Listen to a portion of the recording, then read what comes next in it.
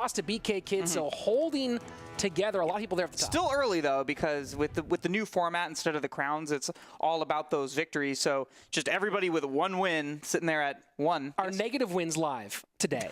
I don't know. We will probably find that out. We will definitely learn, guys. Technology, baby. Adjustments abound to the tournament system, and now it's Eman versus BK Kid back in the mix one more time. Yeah, Eman of the Narcos. You know, look at that. Balloon might actually connect here. I gotta take this. The golem there, nothing in to stop the balloon. That's going to be 2 big drops here. Tower down very early on for Eman from Narcos. Now the question is, does he have the ability to defend against this golem push? That's a very healthy golem with a baby dragon, so a lot of damage here on the left-hand side as well. I don't know if it's going to be enough. It's a lot of little green men plop down, but check out the Lumberjack on the backside. It's actually going to clean them up, and that's so much damage onto this tower. They're not going to be able to clean it up. It's a tower-for-tower trade in the end. And there we go. You are definitely loving those Lumberjacks so far. I really think the Lumberjack's the most OP. So I'll reveal myself. I'm not the best player, and Lumberjack really kills me. I actually never got it in my own deck. And playing in the company here against other people, everybody had Lumberjack. It was just like, rats! Like, what am I supposed to do against this guy? It's only 4 elixir too. The thing about Lumberjack is that it fits into so many deck archetypes. So you can pretty much throw Lumberjack into about 40% of decks. It's in terms of where it fits in everywhere, it's about a step and a half below Freeze right now. For sure, and look at that. The Hog Rider already connecting onto the tower. Going to get a little bit of chip damage there. That might be valuable with just a little over a minute left. Eman playing a Hog Balloon, so a 4K special here. Maybe even a 3.5K special here. Balloon making a beeline, raged up for the tower. That's Drop it. number 1. A nice tornado, but will that be too little too late?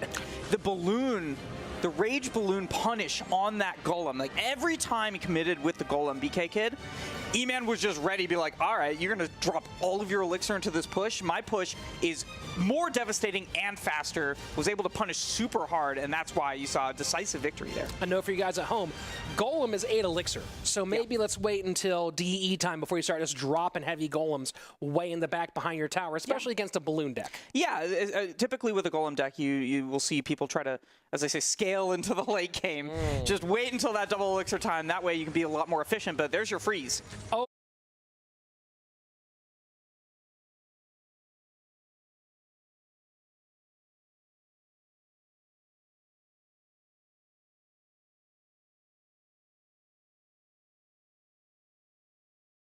If you get 1 crown, I get 0 crowns, guess who won? It's like when I used to take piano lessons as a kid. The teacher just has to be 1 lesson ahead of me. That's all that it takes to take the cake. I've heard that's what teaching's all about, is just learning the thing 1 lesson before your students. Yeah, that's it. As long as you're 1 lesson ahead, as long as you're 1 crown ahead, you're Tell your winning. teacher to just get whatever X equals the day before, you'll be fine. All right, here we are. Thomas facing off against Eman from Narcos. Eman still holding on to that first place spot, but Tower in trouble against this very, very big Golem push. And this is a pretty heavy deck here, looking at Golem, Bowler, Sparky. Whoa. But it's working so far with a minute left going to double elixir time. Currently has the advantage. Yeah, speaking of Sparky, going to be dropped on the right side, but that's going to be a huge push on the left side with the Rage. Raged up Hog, but nice E-Wiz to slow it down. Should be able to do enough defending here with 7 elixir on that left-hand side. And remember, that Sparky does demand a response on the right, so we'll see what that Golem is going to do there. Does get in front of the Sparky, and even with the Goblin Gang stopping it, that Golem on tower should be enough to secure this thing for Thomas and stop Eman's tear to the top. Yeah, and now backed up by the Bowler. Oh, but look at this. It's a sneaky balloon onto the left side. Can the Mega Minion do enough here? I don't think so.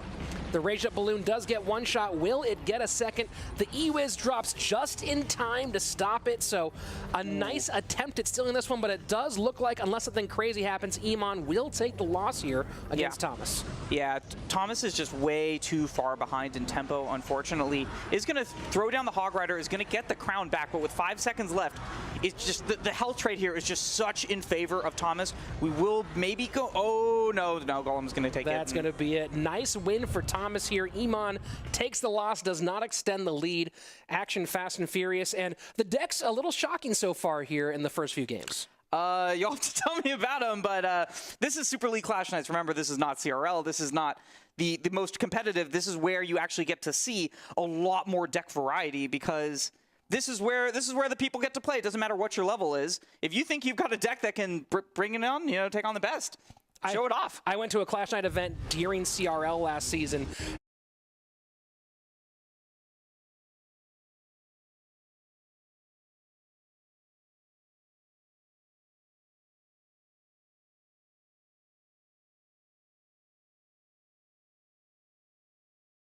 Yes. So that's kind of important. And those little scrolls at the bottom, you know how they say things like proper use of elixir might lead to better play at the bottom of your Clash Royale thing?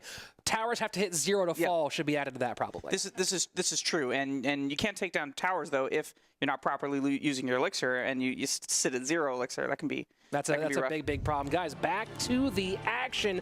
Caveman 13 against Eman. Caveman 13 sitting at 6th place right now. 6th place right now, trying to make his push up the ladder. Now, I believe that Trainer Dip was, oh, there we go. There's Trainer Dip in 4th place. I believe that CRL Pro player Trainer Dip was making an appearance today. Currently at 4th, of course, so many people at 3 wins. Trainer Dip, very good player. We saw excellent performances out of him at the King's Cup last time you were here. Yep. And a big shout out to Pugmaster, who's spamming the chat with Pugs, and also Mr. Squirtle3 giving us some bits. Thanks, dude. You're so sweet with those bits. Oh, yeah. Eman pushing up on Caveman 13 left-hand side. And again, Hog Balloon Rage. It's one of those combinations that you expect to see a lot in the high 3 and mid 4Ks, but now up against probably one of the most meta decks in the game right now, Mortar Miner Bait. So this will be an interesting question.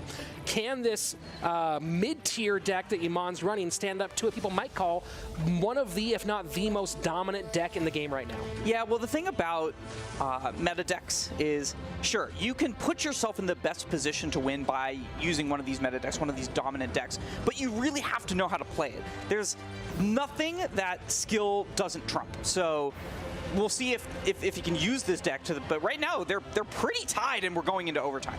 And nice try to get in there after seeing the bar barrel fly, but this Mortar Miner Bait deck has so many fast defensive options. You think you go, oh, well, the barrel's down, I can slide in real quick with a billion goblins, but there's going to be an answer for it as well.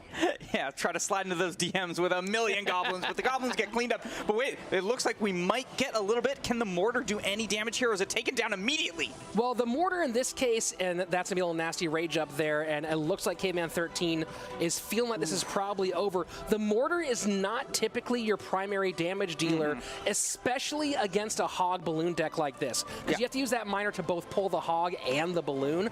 So in this case, the Mortar's going to play defense more, be used to pull, and the Miner chip is the hope for the damage, although didn't pull off here.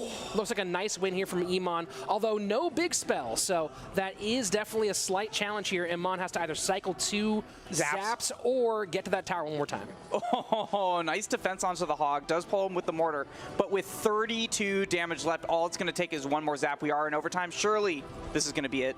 It should be it for Eman, and that Mortar nearly got locked and took it down. So the off-meta, the mid-tier deck takes down the dominant meta deck. Yeah.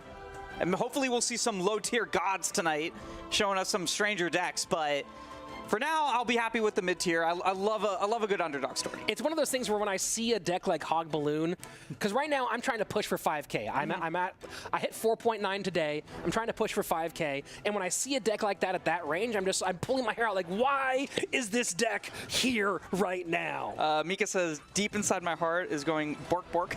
Okay. Bork bork to you too. Trainer Dip, unclapped.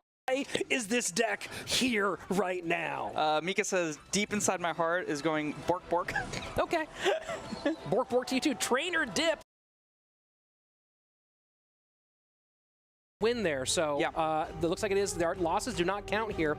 One of the things that's important is even if you win every single match, if you're playing a 6-minute match every single time, you're not going to win this tournament. For sure. It's just about stacking up those wins. So if you've got a deck that's aggressive, like this one as we saw, just if you can hit that rage and really punish at the right moment and get that damage, get those wins in and stack them up as quick as possible, that's going to be the key to success in a tournament with this structure. It's such an interesting conundrum, right? Because 2.9 Expo I don't know if you're familiar with that deck. Yeah. 2.9 Expo has been so dominant as of late since the buff to archers.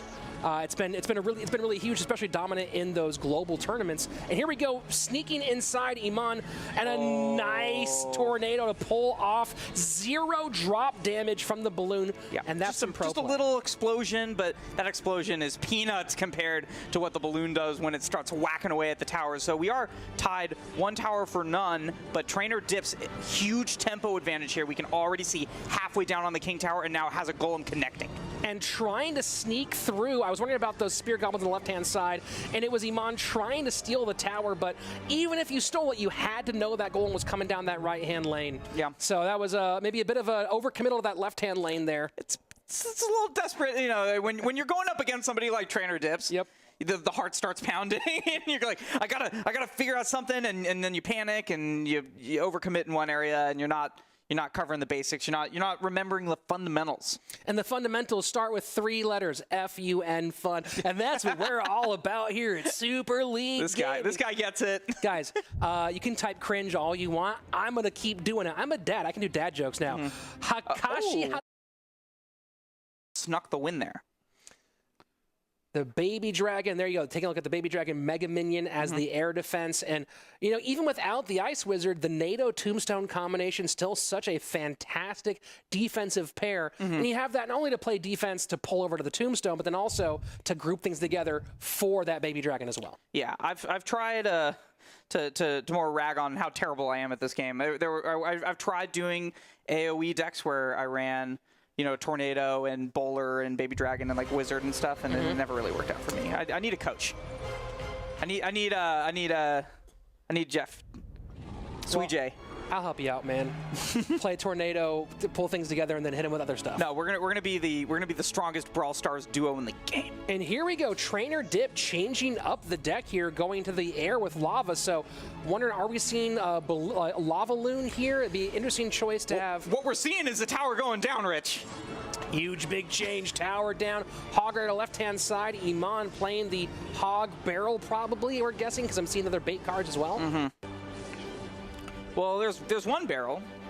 Do you think there's a goblin barrel hiding behind that? I would not be surprised if Eman is still playing the Hog double barrel rage deck. All right, so that's tower trade now for Eman and Trainer, and both other Princess towers still very alive and healthy, but we can see the discrepancy in the health here. With Trainer has lost a lot. I mean, it's actually a sizable amount of health on that King Tower. So one mistake, and Eman could slip in there with the Hog Rage.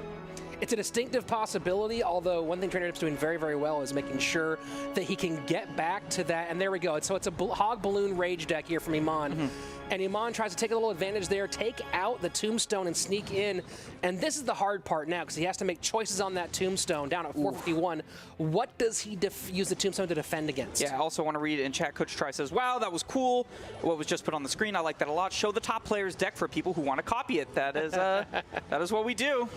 That's a ton in the air on the left-hand side. Trainer Dip is almost assuredly, yes, taking that tower down and now making a push with the Lumberjack. Oh, this is huge. This should be a 3-crown victory. Trainer Dip now at 9 wins, potentially moving back on to the top of our ladder here.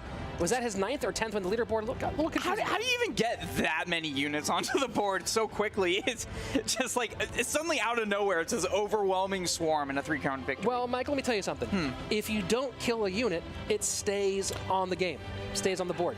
So there's a big problem is if say your opponent plays a unit, right? I'm trying to stay on the same page. Let's start there. He takes a card, drags his finger, plays a unit. Okay. You don't kill it.